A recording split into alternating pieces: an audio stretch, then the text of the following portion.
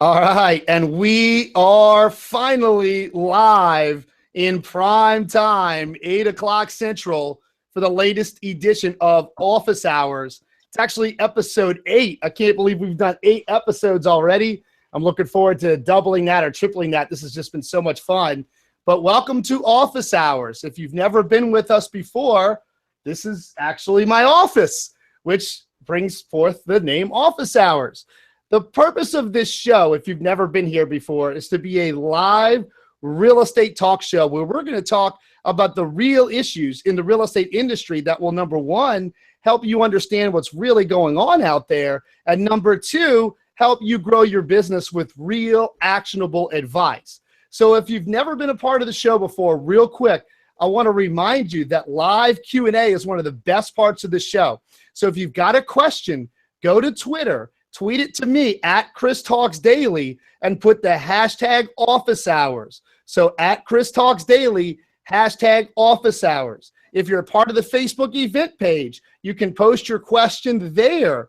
And also Snapchat your question. That's one of my favorites, but you better send a video or a picture. I don't want an actual chat. I want video. Use it. And my Snapchat is Chris Talks.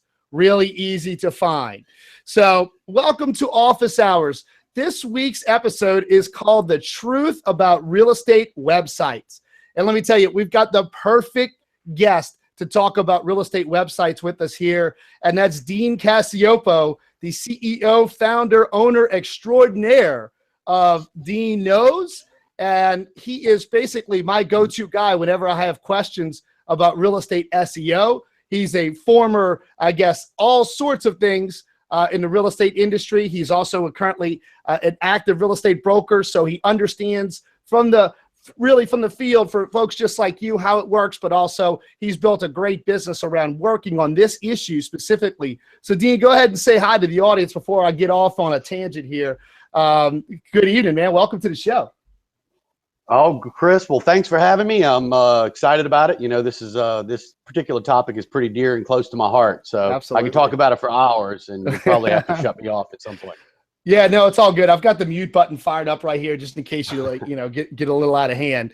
So again, there's a Q&A section coming up after the initial part of the show. So please tweet your question at Chris Talks Daily. Use the hashtag office hours. We'll be monitoring that. We will find your question and we'll answer it right here on the air. It can be about the topic of tonight's show, or it can be about whatever else real estate related that comes to mind. So we'd love to hear from you. The reason we do it live is for you, so we can talk to you.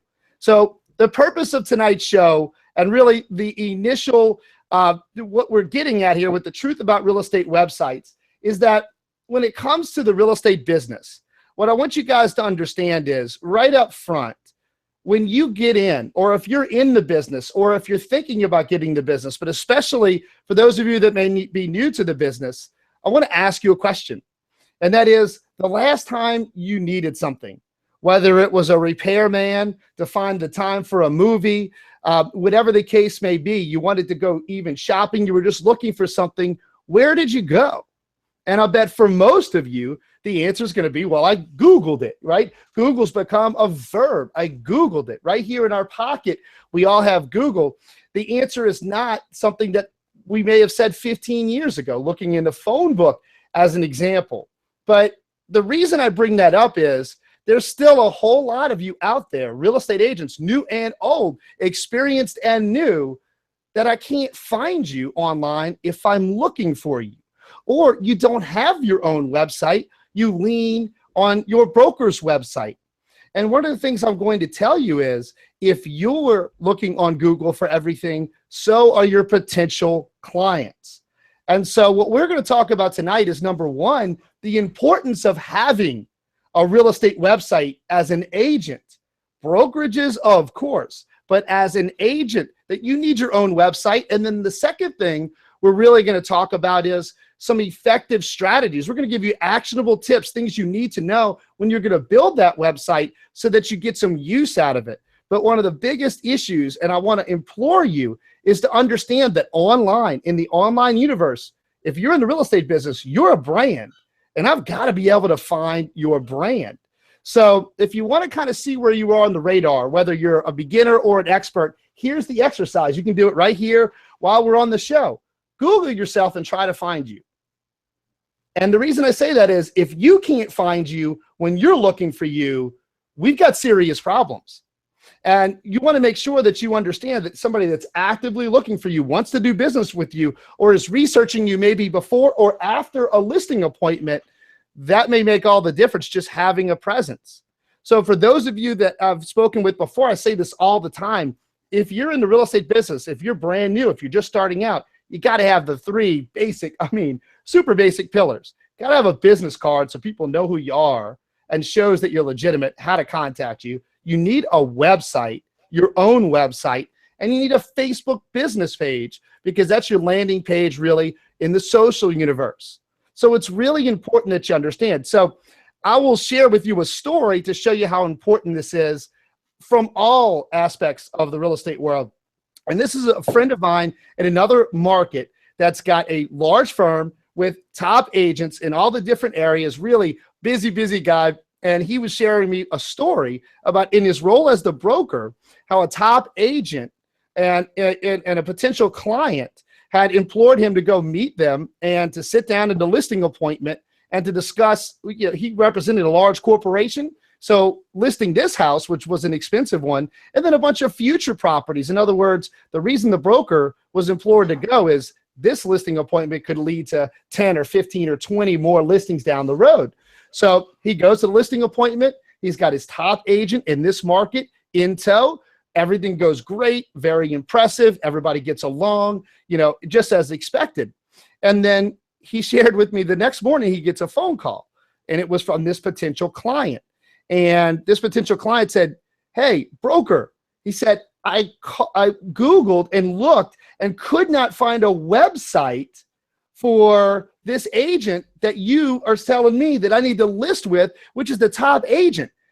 If she doesn't have a website, then how is she going to market my property?" And so essentially, long story short, they lost that listing and the potential client's business, all of those listings to come, simply because as good as this agent was and as much money as she produces and as well respected, she didn't have her own website. I guess she just never needed it. But finally, it became D-Day where somebody asked her and looked, where's the website? She didn't have one. So even though her broker had an awesome website, she didn't have her own personal website. And what I want you guys to understand is just think about it. People are going to look for you on Facebook. They're going to look for you on Google. And just to think of the amount of business that they lost out of this is crucial. So I brought Dean on because we're going to talk all things real estate websites. And so Dean, really pick up from where I kind of left off there with just the story and the idea of a real estate agent having their own website, and tell me in your perspective, how important that is that they have their own site. Well, I personally look at it as there's two types of real estate websites. Well, before we even get into that, every agent should have some type of a web presence. Yeah, let's start at the top. Let's make sure that we understand that, like, as an agent, you got to have your own site. You have to have a web presence. You have to have a place where you can discuss your personal value proposition and explain to the general public why they should use you as an agent, whether it be from a buying perspective or from a listing perspective. That being said, once we establish that it's a business card or a cell phone in today's real estate market to have a website, there's two main type sites at the agent level. And one is substantially more challenging than others. It's important to understand this because as we bounce things back around, I might refer to, well, for this type of site or for this type of site. You need, at a bare minimum, a site that explains who you are, has your branding, is SEO'd or search engine optimized for your particular name, or maybe your name realtor. That way, if somebody who has seen a sign or been recommended to you or read a review, Googles your name and tries to locate you, maybe even somebody you've already been on a listing and presentation with, they need to be able to find a place, your little piece of the web that you call your own, where you can talk about your value proposition. Right. The important thing to understand from that type of website is that that's coming to, or going to rather, a captive audience. These are people looking for you. They've already Right. seen you from some peripheral branding, some advertising, something that you've done. They're looking for you by name. So Right. that's not necessarily a direct lead gen website, which is substantially harder. We might get into that in a little bit, but it's important to understand, first of all, two types of websites. One, bare minimum, where people can look for you specifically, find out what you're about, find out what areas you work in, what you claim to be an expert in, maybe even get some information on why you think you're an expert in that particular area.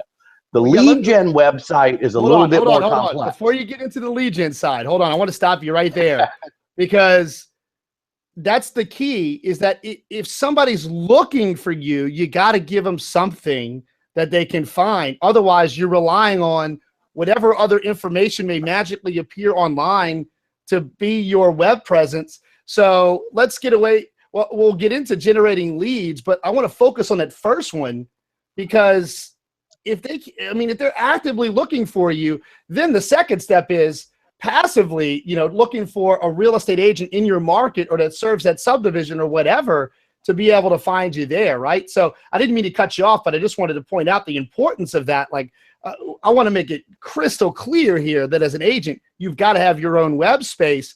However your broker may want you to set it up, you certainly want their permission, but it's got to be something. So sorry, I didn't mean to cut you off there, but I just want to make that super, super clear. It is so very important. Your website at the end of the day is going to act as the hub of all of your online presence, whether it be Facebook marketing, whether you're doing Twitter advertising or Google pay-per-click, or even doing direct mail outs. You're going to have a website on there that's actually going to do the conversion. You may notice Facebook doesn't convert.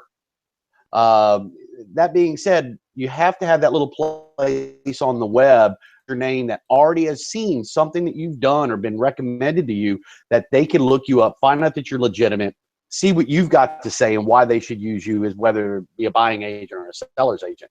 That's a bare minimum. And that's what most websites are, real estate based. Where people get frustrated is they think that if I don't generate leads from that style of website, that my website's not successful. That's a misnomer. I mean, there's two types of websites. The ones that find the or are there for the captive audience, people searching for you. Secondarily, a whole different style of site is one that generates a lead where people don't know who you are. They might be looking for Lakeview homes for sale and stumble across your website. Whole different beast. Right. No, absolutely. That's a great point. I mean, so let's focus on kind of both of those. So the basics are, one of the things that I see with especially a lot of new agents is what I call paralysis by analysis, or really perfection getting in the way of progress. And that is that they want the perfect site, and they're so concerned about it being perfect before they publish it that they never publish one. And so again, perfectionism gets in the way of progress. It's no different than if you've got your professional photos for your new business card and you sweat over which picture to use for 3 weeks, rather than printing a badge, getting them in a bunch of people's hands, and then, having fun with it, and then putting another picture on there. The same thing comes with a website. So it doesn't have to be perfect, but man, it has to exist. Like it's not necessarily perfect, but a lot of brokers have subdomains for their agents where they can create at least a page. You also have, Dean, this is going to be nails on a chalkboard, but there are out of the box products that can at least get you something out there, and start with that. And then my suggestion is start spending your time and your energy and your money on driving people to that site, then make the site better and better and better. Because let's be honest, you can spend thousands of dollars on a brand new website for yourself that is finally perfect, but if nobody sees it, who cares? I mean, I'd rather 1,000 people see my okay website. Agree with that. You really statement. I like a restaurant. Let's say you're building a new restaurant, and that restaurant might have the greatest chef out there, might have a great atmosphere, and you put everything together. You spend a lot of time putting it all together, but one day, whenever you're ready to open, you flip the sign to open. Nobody comes in. It's just there. Right. And because there needs to have some peripheral marketing that drives people to that web Right. website.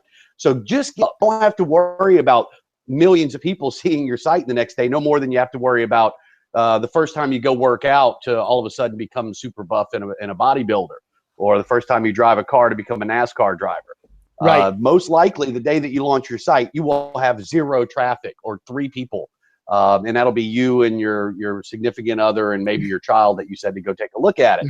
So getting it up is the main thing, and then really fine-tuning it over time and doing the marketing and traffic to it. That's the long-term thing, and that's not a one-time shot. That's an ongoing process.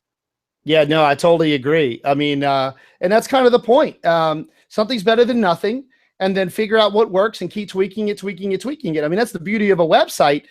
I mean, we've talked a million times. Dean, you've tweaked your website like 1,000 times since you first put it up. I mean, it's got dramatically better over time because you figure out how consumers behave on it. You know, the web in general changes, Google's algorithms change, whatever. So you just keep rolling with the punches, but it's got to be there, and it's got to at least accomplish, you know, kind of the basic goals. So let's go over those in your estimation. If I'm a real estate agent, like, what are the main pieces on that site that I need to see? Like, what do I have to have on there? Well, IDX would be nice. Having some listings on the site is always an added benefit. There was a time to where it was almost an exercise in futility to have a real estate website without listings. Today, that's not necessarily the case. You can actually have a site without listings, or, you know, other brokers' listings rather, meaning putting your own listings on the site and do quite well with it if you create good quality content. Because listings are they've become such a commodity now. They can go find listings on Zillow, Trulia, Homes.com, Realtor.com. One of the 600 brokers that exist, for instance, just in Greater New Orleans, there's a variety of places people can find listings. That doesn't necessarily make your site unique. There are a lot of advantages of having other brokers' listings on your site from a search engine optimization perspective, from being able to keep people on your site for a longer period of time, by getting somebody that wants to set an appointment on a home that you didn't even list is a nice added benefit. So listings, number one, very important piece. You need testimonials. Testimonials are a very, very powerful piece.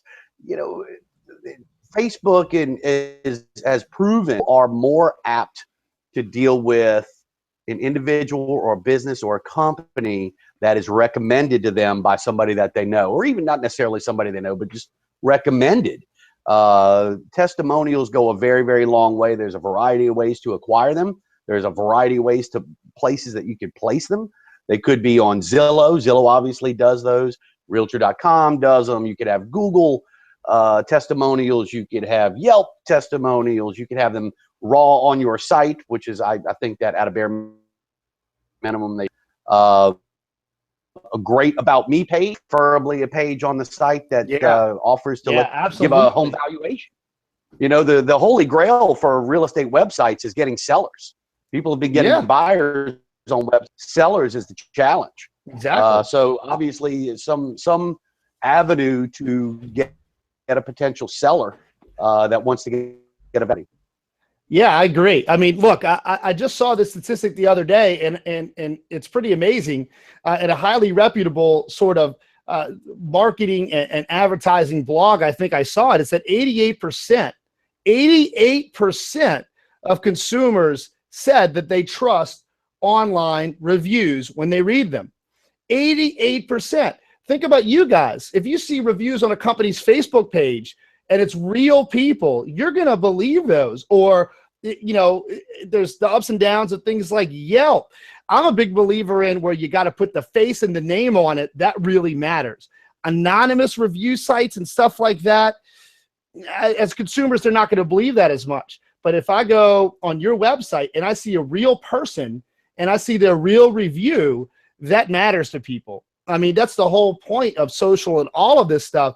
So, you know, if as soon as you get your first client, man, do everything you can. Give them incentives. Ask them nicely. Direct them. Make it easy for them. Please leave a review. Implore them, because remember, people are way more apt to leave a negative review when they have a negative experience than they are a positive review. I mean, something I say all the time, you really want to see the depths of humanity, go to Amazon.com and look at the reviews on anything.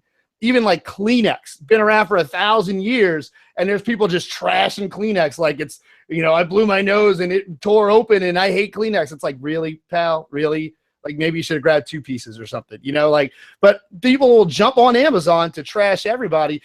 But there's a lot of positive reviews and the power of that. But usually you've got to ask for it. You've got to even sometimes incentivize. So if you're a new agent, it's like every one of my clients, whatever you got to do, get them to put a review that you can feature on your website because it's real. It really matters to people when they see that. I totally agree. And I totally agree with, you will get unsolicited bad reviews. I say any business or anybody that's out there in the business world will get unsolicited bad reviews. You really have to work in an effort to get the good ones. Oh, there's no doubt. And one of the things that I say, like if you go to my company's website, Donaldson Educational Service, if you go to there, first of all, the website testimonials are featured on the front page. If you go to our Facebook page, you will see that we have people review our site, review their program, review their experience, and we don't scrub them. So I think right now, last I looked, it was 4.9, which means almost everybody 5 stars.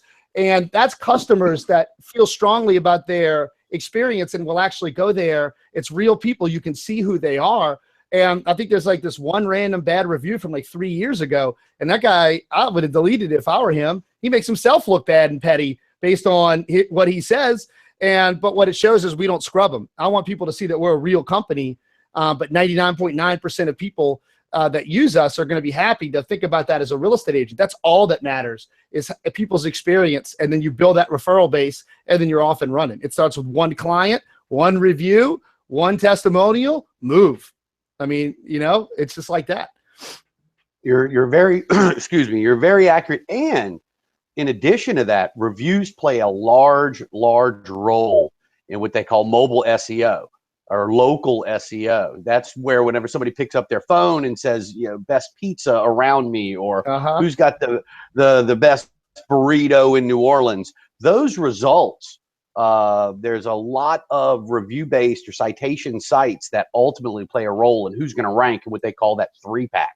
You may notice there's only 3 people that pop up on that map. That's a tough thing to get in, is in that 3-pack.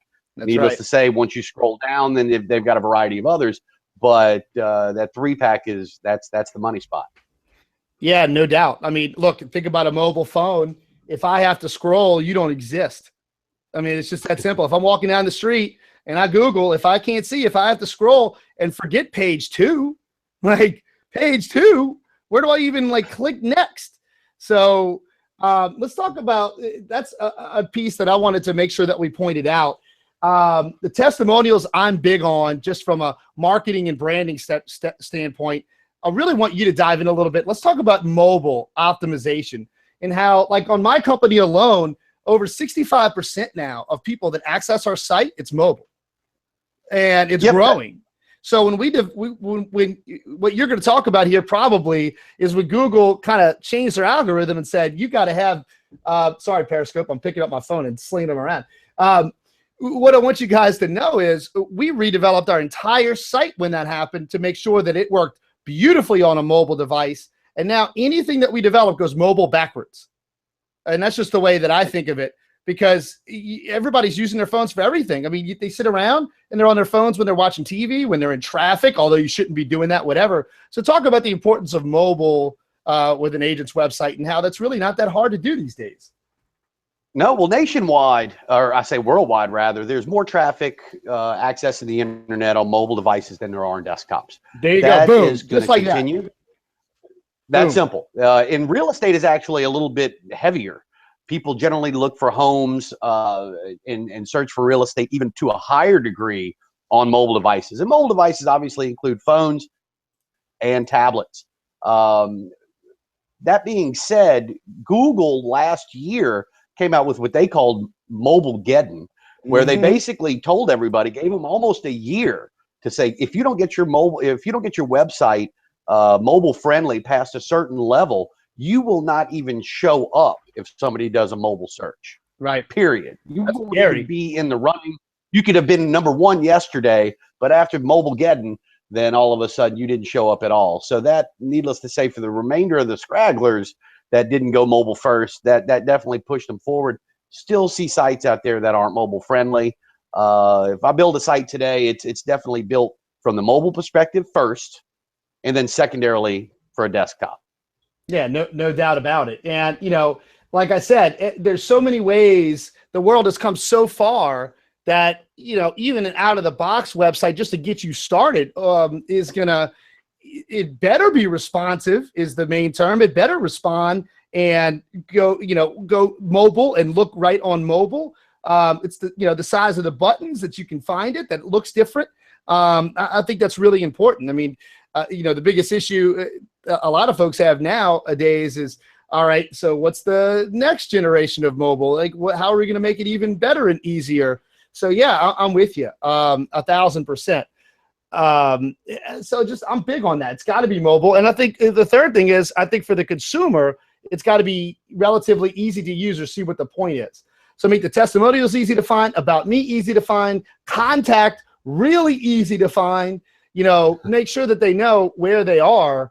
Any suggestions on that? I mean, especially when you're first starting out, do not make this thing complicated, because somebody that may not know who you are, if they don't even know what they're looking at or they can't figure out what they're supposed to click, they're gone. You got 8 seconds on average. Totally you got 8 seconds. You've got So a very small window of opportunity.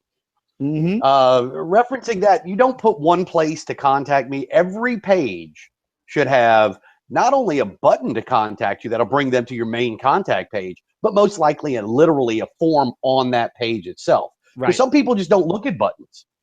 And for those people, they're scrolling down to wait till they find that actual contact form where they put in their name, email address, so on and so forth. So I strongly recommend not just, a lot of people say, well, the contact's up there at the top right if they go click that.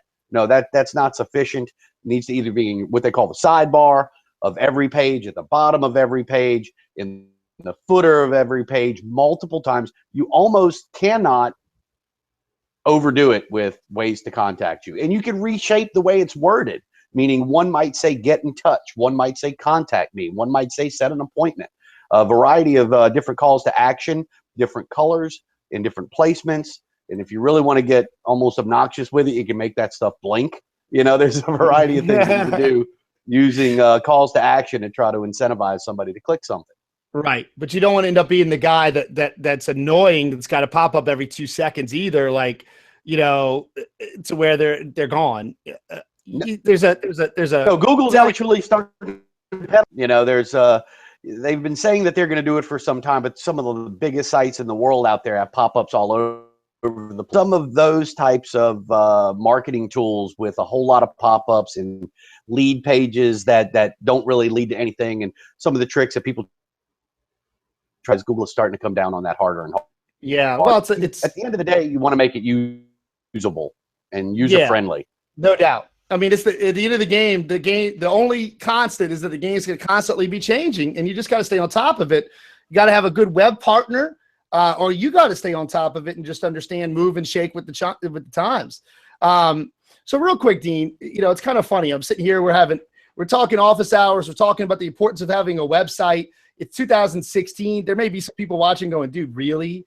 So I just want to reinforce that question one more time. In your opinion and estimation, I mean, how many agents do you see out there that don't have their own website? And, is it time that they pay attention and realize there may be people looking to do business with them that can't find them? I mean, what is your opinion on that, just to make sure we're clear? Let me get into that a little bit. A lot of times a broker will provide a site, right, and that's not a bad thing. What's critical, though, is any site that you have, if it's a broker provided site, if it's a inexpensive little free site, whatever it is, it needs original content.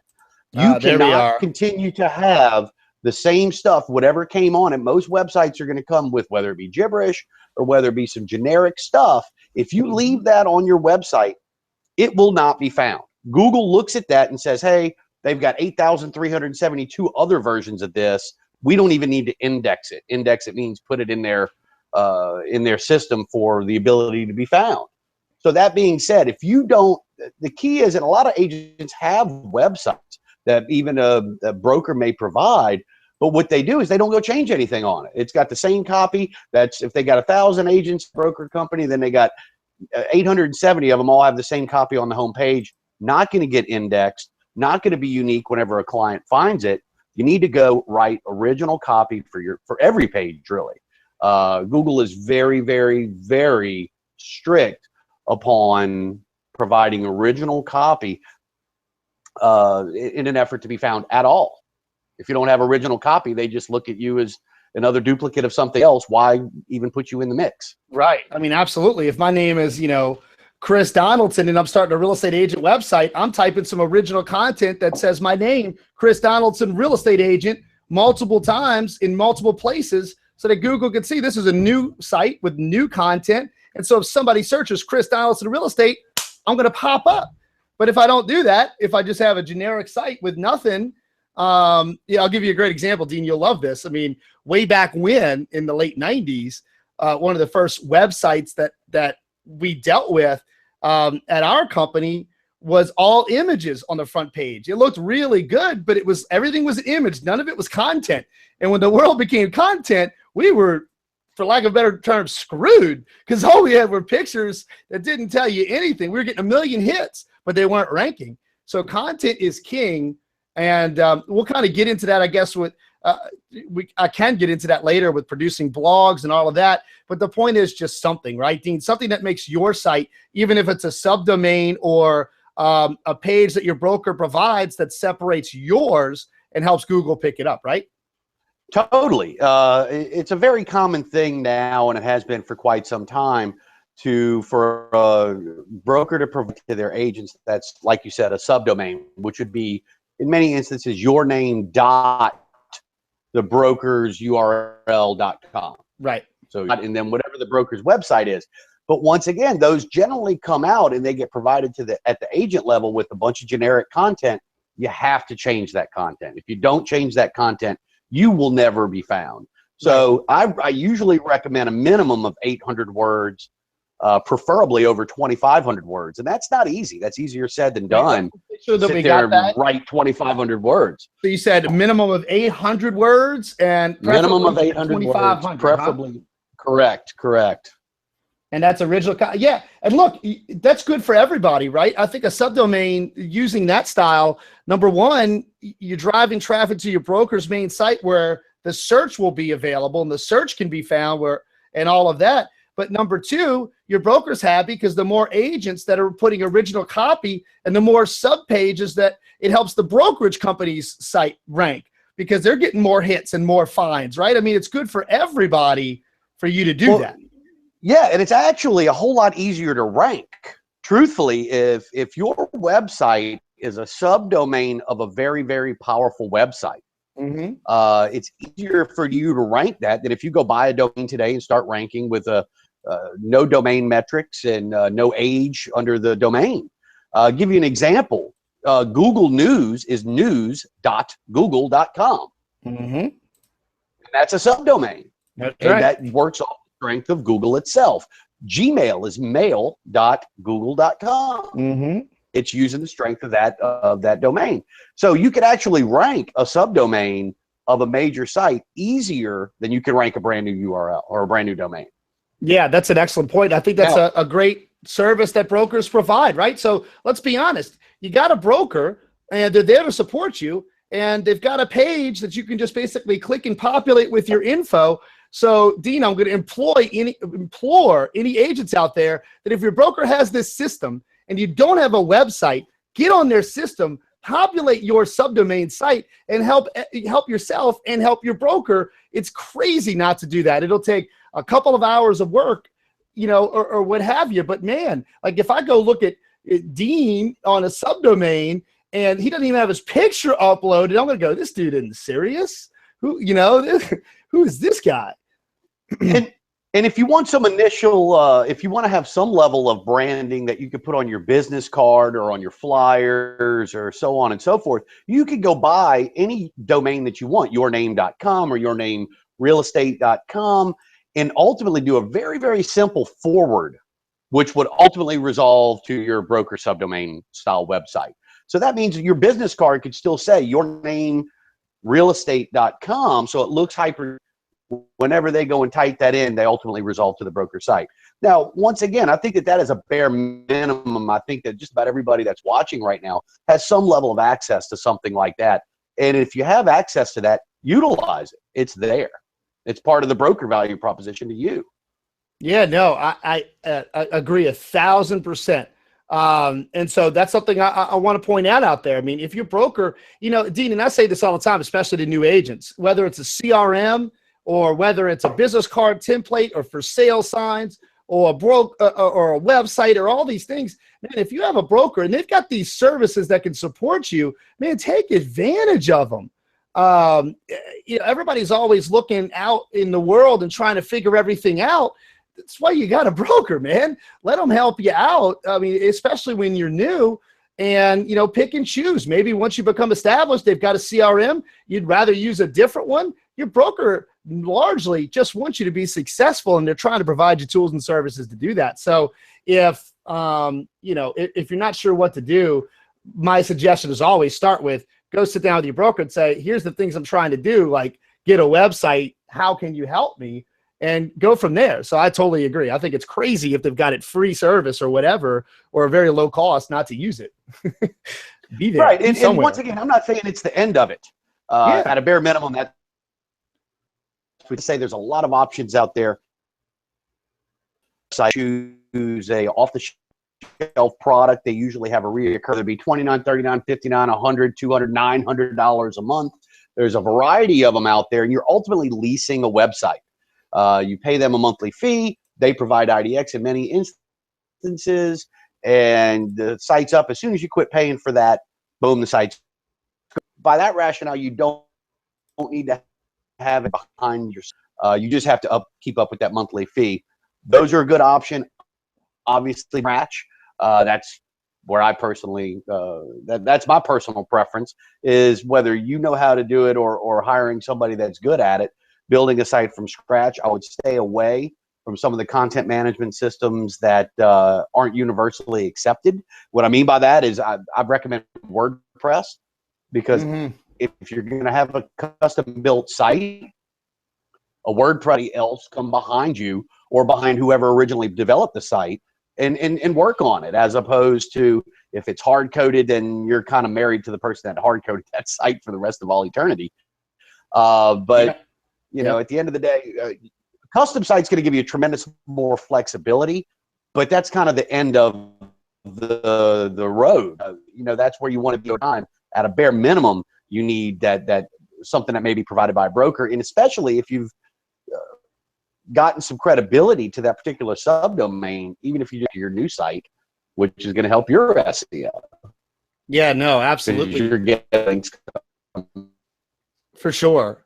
For sure. Well, look, we're like just about halfway through. Dean, we have so much more that we can offer. So I think I warned before the show, we might go a little bit long this week. So hopefully you can buckle up and you got a cold beverage or two, and we can, we can get into some questions and answers. So for those of you on the stream, if you've never been a part of office hours before, make sure you let us know if you're enjoying the show. And also make sure to ask your questions. One of the reasons we do this live and a live broadcast format is so that you can ask us your questions during the show, and me and tonight Dean can take your questions and talk about them. So if you're liking the show, do us a favor. If you're watching on YouTube, click the like button, put a comment there, ask your questions in the comments. If you've got a Twitter account, tweet me your question or let us know you're enjoying the show. #office-hours. Tweet your question directly to me at Chris Talks Daily, or make sure to share this event on Facebook and let people know that you're watching it.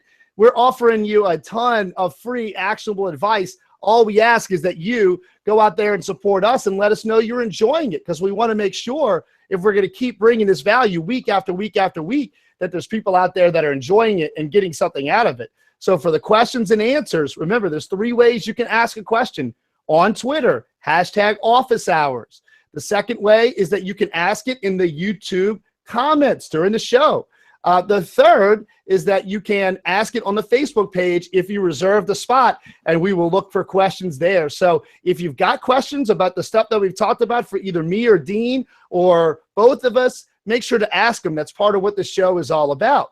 And then I'll also tell you guys, I've got a special giveaway for the end of the show for those of you that hang in there, and also especially those of you that ask questions. I've got something really cool that I'm going to be able to give away, but you got to hang in there before we'll get to that. So, Dean, that was kind of like our halftime, making sure people know where they are. You good? I'm good. I'm good. All right. Well, then let's. I think as of. Go ahead. No, what was that? I'm sorry, I lost you there. Well, I was just going to say we've spent a good bit of time talking about the basic site, whether it be a broker provided site, the site that needs to exist if somebody wants to search for you specifically. You need to let them be able to find you and let you tell your value proposition. But there's another type of site, and this is really what what many agents think that all websites are, which is not actually a lead gen site. I'm so glad you said that. You're like a pro's pro right here in the show notes ahead of time. That was right where we were going, and it was what I was going to say. So perfect. Let's talk about lead generation, because it's like the topic. So if I'm going to build a site for lead gen, go ahead. Sorry, that's exactly where I wanted to go. No, and that's critical. And once again, a lot of people think that if they just have a basic branding site, if they don't generate leads from it, it's worthless. That's not correct. It needs to exist. That needs to be there. But notwithstanding that, if you really want to go big, and if your goal is to get new customers that don't know your name, that don't know who you are, that's where you go into a lead gen based site. And a lead gen based site is the most definitive difference I could say is somebody's Googling your name as opposed to somebody's Googling where they want to live. That start getting into the lead gen aspect of it is if somebody were to Google homes for sale in Lakeview or Mandeville homes for sale or a particular subdivision or something of that nature, if you come up, these people have never heard of you. They don't know who you are. If they end up on your website and ultimately end up converting, that's a lead you would have never gotten. Right. And that's a true lead gen website at its most basic piece. Where, once again, if somebody's Googling your name, they already have some understanding of who you are. Lead gen sites, I'll tell you up front, are substantially more complicated, take quite a bit more time to do, because at the end, if you go and do a search on Google for your city real estate or your city homes for sale, look up at that number of how many results they found. You'll probably see a couple of million pages that show up in those results. There's only page one of Google. There's literally 10 results. And in many instances, you're already going to have Zillow, Homes.com, Trulia, maybe Realtor.com. So you're only really dealing with about 5 spaces that you're fighting after. Right. And whoever that being said, there's a lot of competition to get into those 5 spots. So, and that's just from the search engine optimization aspect. To generate leads, obviously, Facebook is probably the thing that's the newest. Say new. I had written an article about it about 2 years ago, referencing how I thought Facebook advertising was going to change real estate, and it really has. Facebook advertising is an extremely powerful tool, but once again, that advertising needs to bring them ultimately to your website, a website for conversion. You may run an ad that says homes in XYZ have increased in the last 12 months. Find out what your home is worth. They click on that, and they're going to go to your website, a page that you specifically designed, that's going to ultimately let them put in their address, put in their contact information. And there's a variety of ways, obviously, to do that, whether you have an automated system that gives them back a dollar amount or gives them a range of a value, or you're actually going to sit there and bang out a CMA and email it to them. But once again, you're acquiring those leads as they come in. And referencing a lead gen site, one of the most common misnomers is, hey, I've gotten 10 leads today and 10 leads yesterday and 10 leads the day before, and I haven't gotten a listing appointment yet, or I haven't gotten anybody to go show houses with yet. Well, real estate is a long sales cycle. A couple sits down at a table and says, hey, let's sell our house or let's buy a house, to the time that they're actually signing something. That being said, they may become a lead for you anywhere in that 12 to 18 month sales cycle. They might be 3 months in, they might be 6 months in, they might be 9 months in. And needless, so the key is once you acquire those leads, and I know you've already done a talk on this, Chris, is putting them in your CRM. You got to have a solid CRM to follow up with those leads as you acquire them. That way, as they get closer to the end of that sales cycle, you're the person that they're thinking of. No doubt. I mean, so let's touch on that. It's really a complex topic to accomplish a really simple goal, and it's sales 101, right? You got to build a database and then provide value to your database and then sell to your database and then repeat, right? So what a lead generation site really is, to oversimplify it, is you're building your database. And so I think what I would implore there is the idea that if you are going to work really hard on getting people and driving them to your site, a true lead generation site has a capture of some sort where you will have them into your funnel, so to speak, where you can continue to reach out to them, because patience is a virtue, right? Not everybody's buying a house right now. Not everybody's actually ready to sell right now. But if you stay in contact and you continually reach out to them and you have a system like a CRM, when they are ready, you're their guy, you're their lady, you're the one, right? I mean, that's kind of what we're getting at. Lead generation is a complicated topic, but the real premise is simple. So talk about, okay, I'm an agent. I do have a website and it's my own site. And, I've got it up and running. I paid somebody, $500 to build me a site and it's up. What are some ways to drive traffic to that site? Like, let's talk, like, I want to generate some leads. How am I going to drive traffic to my site if I'm a real estate agent? How am I going to go ahead and fill up my lead funnel so I can try to find these clients? What am I going to do?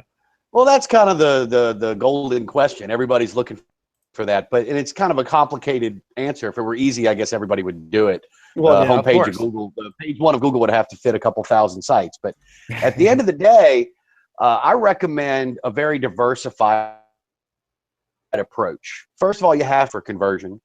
The calls to action need to be proper. The site needs to be user friendly. Obviously, has to be mobile. But those are all almost a given if you're at the point of trying to, actually looking at your website as a revenue generator. That being said, I kind of go back to my analogy of the new restaurant that you open. If you've got the greatest website in the world, you turn that sign to open, nobody necessarily, there's not a lot of people running in. You need to do peripheral advertisement to drive that traffic. That peripheral advertisement can come in a variety of ways. The most common, and probably the one that's been out there the most, is Google pay-per-click. Google pay-per-click can get, I don't recommend having Google pay-per-click being your primary way to drive traffic. Although whenever you first start doing it and you first start seeing traffic, you get all excited. There's a couple of reasons that it doesn't really always work in the long run, which is, well, before we get into that, but I recommend a diversified approach. Number one, a little bit of Google pay-per-click. I think Facebook advertising, if done right, is probably the single most powerful thing that you could do. It's very, very cost effective. You can be extremely targeted with your marketing. But overall, as you're doing all these things that have these instant results, Google pay-per-click, if I buy an ad today, my ad is up. Whenever I quit paying for my ad is gone. Traffic shuts off like a faucet. Same thing with Facebook ads. You run a Facebook ad, that's fine and dandy, you drive traffic. Whenever you quit paying for it, the traffic dries up.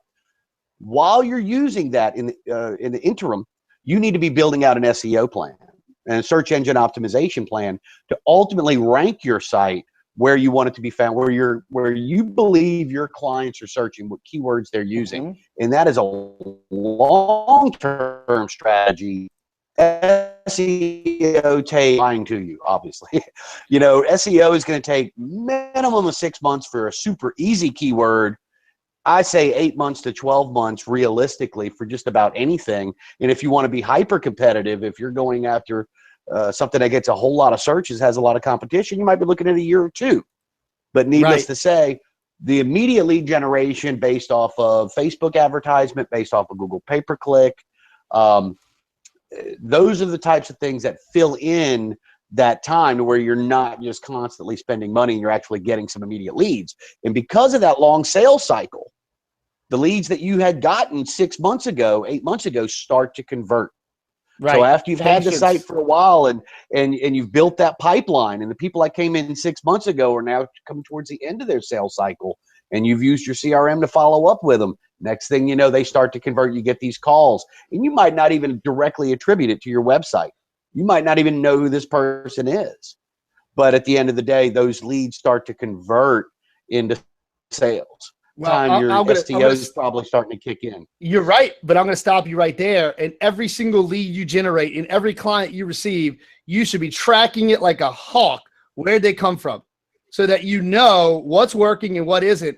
Like, if you don't know where they came from, find out. Like, how did you hear about me? Where did you find me? You know, whatever. Do everything you can, because you want to make sure you know whatever you're spending your money on is working. We talked about it some with Zillow last week, but yeah, I'm a huge favorite of Facebook ads. They're still grossly underpriced because I can develop an ad that's got me in a Saints jersey on Sunday, and only Saints fans are going to get it. And then I could have one, you know, God forbid, for another team like, I don't know, the Texans, maybe right down the road, and only Texans fans are going to see it. And I'm in a Texans jersey, you know, whatever the case would be. The point is you can have fun with that, and you can make sure that you target exactly who you want. But the point is you got to give Google pay-per-click, Facebook ads, content, blogs, email marketing, with the part of the website, drive them to the site, give them a reason to provide their information, and then stay in contact. Patience is so important. Not everybody's buying a house right now. Not everybody's selling a house right now. But when they're in your ecosystem, when they're ready, you're going to be the one. And so one of the hardest things to do is patience, I guess, especially with a lead gen website. I think we're going to touch on that some, Dean, but before we get like all the way to the end of the show, you ready for some Q&A? Sure. I got some good ones here that I want to make sure that we point out. So again, if you got questions, I've got some Snapchat questions. I can't wait to look at those. A lot of them rolling in on Twitter. If you got questions about what we're talking about, especially, send them in. Send them in on Twitter, #office-hours. Send them to me on Snapchat. Chris Talks is my name on Snapchat. So send us your questions. The first one comes from Mary. So shout out to my Superstars 2.0 class. Y'all are like all together, I think, on one computer. So you're killing our views, but I'm so glad y'all are watching in a watch party style. And Mary sent us a good question. She said, do you recommend using your company's website, such as a subdomain, or creating your own? What would you ultimately suggest? But I think we kind of touched on that one, but I want to make sure that we answer that one directly. What do you think? Well, yeah, once again, a matter of cost. With cost no option, if you have an unlimited supply of money and you're not necessarily looking for a return on investment, build your own from scratch. You know, there's a variety of website providers, including myself. A little shameless plug there. But at the end of the day, at a minimum, you need to have that set up. Whether you actually utilize it or not, you need to get that set up. I think the better route ultimately is building out a site, but that gets substantially more expensive.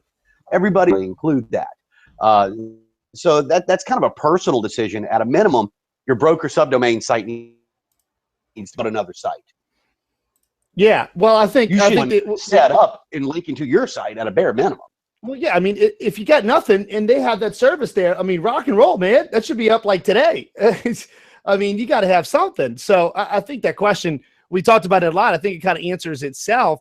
And then, I would suggest talking with your broker and making sure that they understand your strategy and that you're not trying to offend them or their system. It's just like you want as much lead traffic and as many clients as you can get. And 9 times out of 10, your broker is going to support that activity, whatever it is. Like they're not going to be offended if you want to host your own website or something to that effect most of the time. I got another really good one here, Dean, from Rick. So shout out to Rick. And he's got the classic question. What do I do if I've got lead generation paid sites, Conversion, Tiger Leads, Boomtown, or Facebook targeted ads, or should it be Google pay-per-click? So the classic question of all real estate agents, where should I be spending my money? Should I be paying for leads, from Zillow, like we talked about last week, or Realtor.com, or generating my own? What's your thoughts on that? Well, that's a really broad question, and it's a little bit unique to each individual. And I'm looking at that. I see that Rick, Tiger Leads, Boomtown, Facebook, those are different things, meaning that conversion is a website platform. It's a pretty good website platform. I've found that a lot of the tools got a great CRM. It ultimately lays in front of you a lot of the best practices of what you should be doing on your own website. It has its own downfalls, in my personal opinion, but I think overall it's a great product. One of the best ones out there. Tiger Leads is a lead gen site. I am not a big fan of paying anybody else to generate leads for you. What I mean by that is you can pay Zillow to be placed in a certain area to come up and be one of 4 agents, for instance, whenever somebody's searching in a particular zip code. And yes, because they get a good bit of traffic, you're going to get a certain amount of traffic or a certain amount of clicks that come in, those leads come through. But if you're $100,000 a month with Zillow, I personally believe that your money's better spent putting that $1,000 in promoting your own website. Yeah, I mean, you're promoting Zillow otherwise, and you're subcontracting out the lead process and building.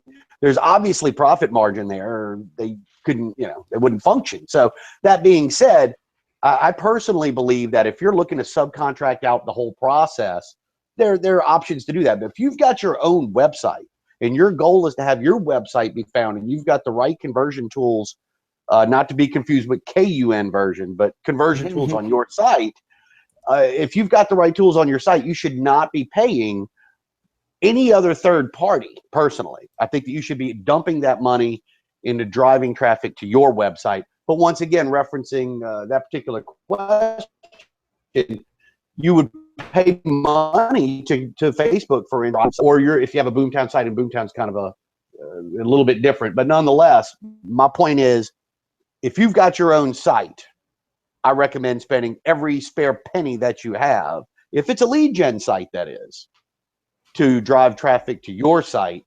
Don't necessarily spend it. Yeah, if it's a lead gen site, at minimum, you have a collection funnel somehow where you're collecting their information and hopefully offering something back. But I agree. But I think that's business 101. And I think that you got to analyze your market first. So wherever I am, whatever my neighborhood is, or my farm, or my community, my zip code, my city, in Louisiana, our parish, whatever it is that you're going to do business in, you want to look around and see what other agents are doing. If everybody's over on Zillow and they're all like populating Zillow, and you're like, man, but then you look on Google and nobody's paying per click, then you may say, you know what, maybe I need to be doing that. Or you're not seeing any Facebook ads from any other agents. Maybe you need to be doing that. I think part of it is, you got to try the things that are appropriate in your marketplace compared to what everybody else is doing. But I'm also a big fan of more is better. So I'd rather see you jump on your broker's subdomain, spend as little money when you're first starting out to just have a page, and spend whatever you were going to spend on this beautiful website driving people to this website. That's way more important than spending it all on this beautiful, perfect website that nobody sees. So I think it'd be a combination. I would be running Facebook ads and maybe some Google stuff and original content, 800 to 2,500 words on my site, like you said. I would be also per page. What's that? Per page. Per page. Yeah, exactly. Writing stuff per page. Yeah, at least my about page. I would be working the funnel that I have, sending an email out to everybody, letting them know, come to my website, giving them a value proposition, whatever the case may be. I think it's an all is better approach. And I know a lot of you have limited budgets sometimes, especially when you're first starting out, but you can't afford not to be marketing, and you can't afford not to have people driven to your website. That you can't afford. I tell people all the time, if our business goes south, knock on wood, the last 2 things that I'm cutting are people that are productive and marketing budget. I'd rather be without my lights than to cut our marketing budget. And I think far too often, that's like the first thing people cut, or the last thing they're going to spend money on. And that's where all your money ought to be going when you're new. Who cares? And so run Facebook ads and you Google pay-per-click, but then it goes right back to what I said earlier, right, Dean? You got to pay attention to what you're spending your money on and where are you getting your return. If you run one Zillow ad and one Facebook ad and a little Google pay-per-click and the Zillow's off the charts getting you business, man, double down on that for a while. Pay attention, and that's why you need to know where your business is coming from. So, Rick, you got a long answer there. Anything you want to add to that, Dean? Well, the only other thing I would say is one of the simplest things that just about anybody can do that has just about any website is, and of course, we're in the greater New Orleans area, so I'm just going to use a New Orleans term. Uptown New Orleans is a pretty hot market around here. That being said, if you write a great article about Uptown New Orleans real estate, something that has not been written before, or you've got a different take on it, something that's interesting, if you write a great article on Uptown New Orleans and you go put it out there on Facebook, I'm not talking about paying for anything. It will get people that click on it and ultimately resolve back to your website. Awesome. Now you're building your personal brand. And once again, it's taken up to the next level. You could say, all right, I'm writing a blog or a post on Uptown New Orleans. It's a great article. I spent the last week or so doing my due diligence and writing everything up. I'm going to post it. Then you can run a Facebook ad on that blog post to people that live in Uptown New Orleans that may even be likely to move or have recently taken out a credit application or whatever the scenario may be. And now you're getting your unique content showing that you're an expert in your field, referencing the area that they want to be in. Well, that's right. And that's how you build your personal brand in addition to driving traffic. Exactly right. I mean, think about yourself, and if you were moving or selling or whatever, what would you want to find? So content is always good. I'm a big fan. So I think that's a great point, Dean. If you got a great article, spend a little Facebook cash and get people to see it. $20 can go a long way. $50 can go a really long way. I guess we'll have to save that for another time. By the way, if y'all want us to talk details on Facebook ads, we can't do it in this show, but if you want it, let me know on Twitter. Let me know that you want to talk Facebook ads, because something that I use extensively, I know Dean uses it extensively, and it's the best ROI product in the marketplace to this day. So if you want to learn about that on a future episode, let me know on Twitter, and I'm going to keep tabs on that. All right, so I got a Snapchat question, Dean, so I got to pull out my ear here and see if I can hear it, and I'll relay it along. All right.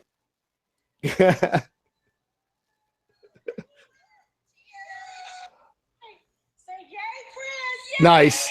It's our whole Superstars group. They're Snapchatting and letting us know they're having a party, a watch party, and watching the show. That's so awesome. Guys, shout out to y'all if y'all are still on there. That wine looks very tasty. I hope y'all are getting something out of it. Dean, I got another question on Twitter. This is right up your alley. John asked a great question, and this is really diving into the weeds on SEO. But he said, what about backlinks for SEO rank, rather? Oh, well, talk about backlinks. SEO, we could reference SEO stuff for the next SEO is a topic all to itself for sure. But it's a huge topic in itself. But single-handedly, backlinks are the number one thing. I don't care what anybody says right now, and historically, backlinks are the number one thing that is going to drive or help. But not just any backlink, meaning that you can't go or buy a bunch of backlinks or get backlinks from not authoritative style sites. Well, the backlinks that you have that come back. Go ahead. Yeah, no, let's start at the basics for those that may not know. Tell me what a backlink is. All right. Let me go into that a little bit. So those in the audience may not know. I mean, I know what it is. Me and you have had that debate and discussion. What's a backlink? Well, the key is this. Google's customer is the person using their search engine. So if somebody is searching for real estate in New Orleans, they want to ultimately give the best result that's the most relevant to that key term. One of the most important ways that they dictate that is if a very authoritative website links to you, especially if they link to you in certain ways, meaning, give you an example, if USA Today were to write an article about real estate, best real estate markets in the country, and where they wrote the words New Orleans real estate were a link that went to your site, that's called anchoring, that's the anchor text that ultimately links back to your site. All of a sudden Google goes, wait a minute, you've got this huge website USA Today, super authoritative, that says whenever they reference New Orleans real estate, they're pointing to you. So that in itself is a very, very powerful thing. And that would ultimately be a backlink from USA Today. Most of us don't get too many backlinks from USA Today, but you can acquire backlinks. But that can shoot you in the foot, meaning if you've got backlinks that come from not the best sites or sites that aren't in your niche, meaning real estate based, if you've got a site all about dog bracelets and it links to your real estate site, not only is it not going to help you, it most likely hurt you. In addition, the same thing with buying links, so on and so forth. But currently, right now, backlinks are the single most important thing, that referencing all the different balls in the air that ultimately equal SEO. Personally, and I think a lot of other people believe this too, social shares are rapidly approaching the backlink level. The difference is the complexity of trying to index all the social shares that take place on all the different platforms, how quickly that happens, and how to keep that from being manipulated. But right now, it's backlinks, number one. No, yeah, for sure. I mean, it shows that you're relevant. It shows that you're legitimate. And, it's amazing. Google keeps refining it to where they know when you've got a backlink that's from like a junk site that's just there to develop backlinks, and they know the difference between that and a USA Today and how important that is. So if you think you could trick the system, Google's like 5 miles ahead of you. So you want to be careful. They even use the contextual key phrases all around. They're very, very advanced. I don't recommend trying to game the system. Ask JCPenney what happened whenever they did that. But, there are things that you can't bend the rules with. It ultimately kind of stack things in your favor. That's not necessarily going straight against best practices. But absolutely. Super important. All right, I've got some more on Snapchat, some more love for lead gen sites. Essentially, let's go back because I kind of jumped around a little bit. Let's make sure that we clear the air. So Emily, hang in there. We're gonna make sure when you're building a website. And Dean, I want you to get back into this, but we're gonna run over. So if you guys hang in there, I've got a great little incentive for you for hanging in there. But if you're enjoying the show, let us know on Twitter. Let us know on YouTube. Let me know that you're getting value out of it. We'll stay here for you. That's what this show's all about. So to Emily's point, she was kind of confused a little bit about lead gen site. When you develop a website, one is to just have a presence and explain your brand and show your value proposition. The second is designed by its nature to pull customers and clients out of what I would say thin air, out of the marketplace, with a design strategy where you're going to get them to your site, capture their info, and have them in your funnel. So all sites ultimately, Dean, this is what I'm going to say, should be a lead generation machine. But what we're saying is when you first start, if you're on square one and you don't even have a website presence, you got to start there. You can turn it into a site that's optimized for lead gen later. As an example, you can run a really expensive Google campaign and spend tons of money on the keywords in your market. But if you drive a ton of people to your site and there's nowhere to capture their info, it was almost a pointless campaign. You got lots of exposure, but you didn't capture any leads. You would want some sort of a value proposition for them to put their info in that goes into your CRM. Now you got them. So explain one more time kind of differentiation between the two types of websites for an agent. Make sure we're clear. Well, once again, at a bare minimum, you need to be able to be found by your name real estate, or your name realtor, and ultimately show your value proposition. And that is relatively easy to do. That's why I define the two separately, because that's relatively easy to do. It could be done at the broker site level. It could be done on a Wix site. It could be done very, very simplistically. To get a lead gen site is ultimately taking it to another level. You're going to have to spend a little bit more money. You're going to have to put more thought into it. You're going to have some levels of expertise, whether you have it or you're going to go pay somebody else that does have those levels of expertise. Right. And by the way, I can't stress this enough. The guy that builds your website is most likely not an SEO guy. It's its own special skill, isn't it? That is a whole different skill set. search engine optimization than the website guy. But anyway, so in many instances, don't think that if you buy a website, even if you spend a lot of money on it, that means that you're going to be found magically in Google next week, next month, next year, because that's not necessarily, it's most likely not the case without some type of a SEO campaign or a digital marketing campaign that takes in a variety of things into account. Well, yeah, no doubt. And Dean, I want to point something out just from my branding and marketing background. That's super key here. When you got your real estate license, you started a business. So when you're a new business, I don't care if you're a restaurant or a car garage or a clothing store, whatever, you have got to make people aware of the business. So when you first start out as a real estate agent, man, the point is you've got to spend usually money in a targeted way to drive awareness of your brand and your product. So one of the things that I teach is, a website is a big part of it, but it's part of your overall strategy of lead gen. Friends and family is still really important. Working an expired listing system, really important. For sale by owner system, really important. And then when you get refined with those and you're driving them back to your website on purpose and you have a capture funnel, that's the key. So, Dean, if you got a great website and I'm a brand new agent, it's okay for me to have to spend $100 to get people exposed to this great blog post that I just wrote, because they're not going to organically see it otherwise. And then once I do that once or twice, Google's going to go, this guy's pretty legit. And they're going to start to you're going to start to rank up higher and higher, right? I mean, that's the game. When you're new, remember, you're a startup. Don't be afraid to spend money to make money, which starts with brand awareness. Yeah, I mean, at the end of the day, if you've got a brand new domain, and domain age plays a pretty large part in your SEO too. But let's say you've got a brand new domain, you just bought it, you built out a new site.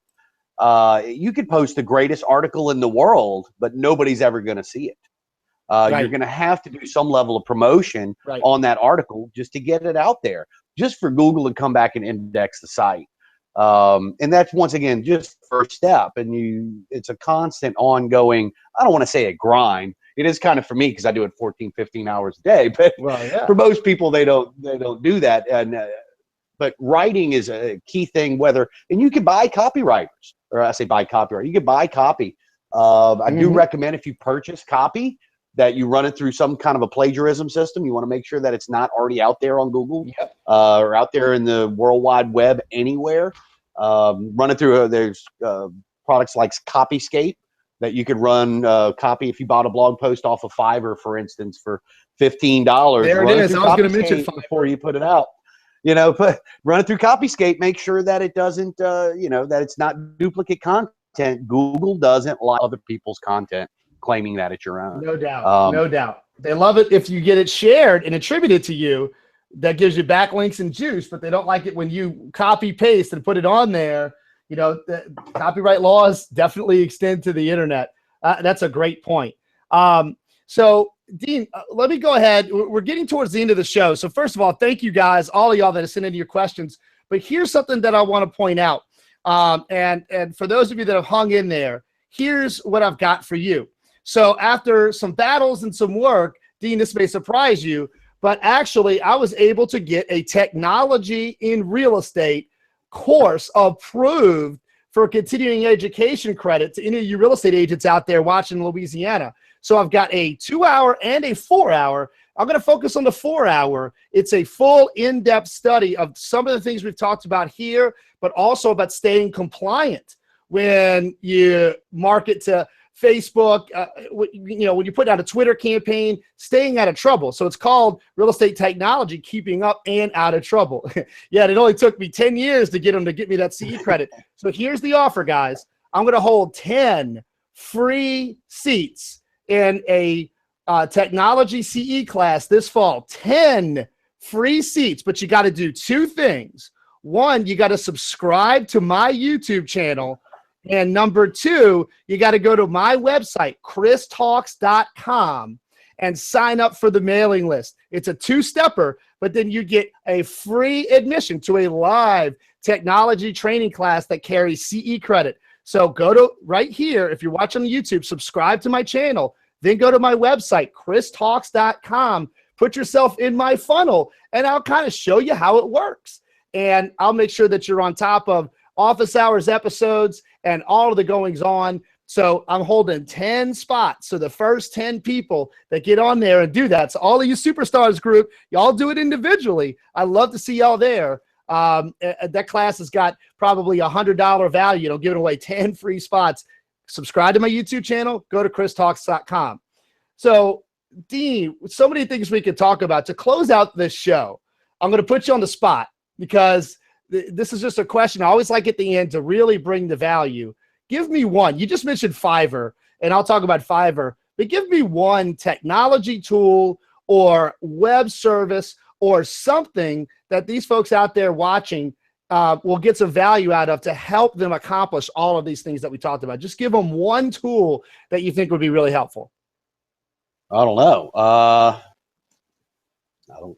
You did put me on the spot. And I like doing that. Look, that was not in the show notes. You mentioned Fiverr, which is a good one. Yeah, Fiverr does a lot of things. It's a great resource for getting things done inexpensively. Copy written very, very inexpensively. I personally, I will tell you this: Canva is a website that you're with, and it's very, very easy, and it lets you branding. Because whenever you're doing any branding, one big thing is consistency. Yeah. Twitter profile, your LinkedIn profile, your Facebook profile, all of those things need to have a consistent look and feel. Canva, if you go onto Canva, you can actually use one photo that you from stock.adobe.com or whatever for your photo, put your copy over that, and then actually size it to one of your social media channels. Yep. So each platform is actually going to be properly, ultimately being the same thing. Does that make that way? You get consistent branding throughout all of your social media. Free. It's hard to beat. Free, easy to use, and relatively powerful. Dean may not admit this on YouTube Live, but I'm going to press him on this one. I'm pretty sure that I showed Dean Canva once upon a time when he was talking about the complexity of making designs and creative, because me and Dean, I would say, are much more strategists than we are creatives. But I think I showed you that one way back when. I'm trying to remember that one. But let's talk about Fiverr. If you've never been, it's Fiverr with 2Rs.com. It used to be a website where everything was $5, hence the name. But now you've got tons of professionals on there offering their services, usually at crowdsourced type rates, $10 or $15 or $20. So for instance, on Fiverr, if you want some content for your site, you can go find a content writer, maybe a college kid in their dorm room, that'll write you an awesome 800,000 page copy for your website. It might cost you $10, and then you can run it and put it on your site and begin to rank. So one of the things that I strongly want to urge everybody is, if this is not your strong suit, like writing copy or creative or whatever, outsource it and find somebody that's good at that. And you keep focusing on building your database, offering value and reaching out to your database regularly, getting as many appointments as you can, and then closing those deals and repeat. Prospecting, presenting, and closing, repeat. Prospecting, presenting, closing, repeat. That's the real estate game. Website, Facebook, whatever. At the end of the day, we're all trying to accomplish exactly that. Any follow-up to that, Dean, before we end the show? No, I will say this, that I don't believe that there is a silver bullet. At the end of the day, you need to do a variety of tactics referencing your website. A little bit of this, a little bit of that, a little bit of this. And then if you're really good, just like you said, you look at what's successful and you double down on that. But at no point in time will you ever have all of your eggs in one basket, and that'll be a silver bullet for making your money. All of your clients aren't necessarily going to click on a Facebook ad. All of your clients aren't necessarily, I say clients, all of your potential clients aren't always going to search Google. All of your potential clients may not do this, that, or the other. So at the end of the day, with all the different channels and way that people take in information today, it needs to be diversified. But once again, you need to look at that and see which one is the most successful, double down in that, and but keep your toe in the water on everything that's going on. Things change all the time. I agree. I think that's an awesome point. And one thing I want to close up on that is that, number one, yeah, when you're new, you want to, when you're coming out with advertising, you want to try different avenues. But one thing I want to really implore you, and those of you that are watching, is market to your community based on what you would respond to. So think about the last 3 things that you bought. Think about how you were found. Think about, did I click on an ad? Was it an email advertisement? Did I get a postcard in the mail? And guys, do that. So whatever appeals to you is what appeals to everybody else. So try to make sure that you're advertising in a way that's going to appeal to you and to the marketplace. But then, Dean, the last thing, you're exactly right. And that is, multiple approach is the best approach. If you only have one game plan and it doesn't work out, you might be in trouble. Fair enough? Fair enough. Totally agree. Multitasking over there. All right. Well, listen, let me send out some love to our guest, Dean Cacioppo. Dude, seriously, thank you for the time. It's so much fun. We touched on so many different things that we need to have a follow-up show just to catch up on more stuff. But go ahead and tell the audience how they can find you. What's the easiest way to find you if somebody wants to contact you directly? I'm sorry, you broke up on me. I couldn't hear you. Tell our audience how they can find you. If you wanted somebody to get in touch with you, what's the best way to find you? Oh, easiest way is I've got a website called Dean Knows, KNOWS.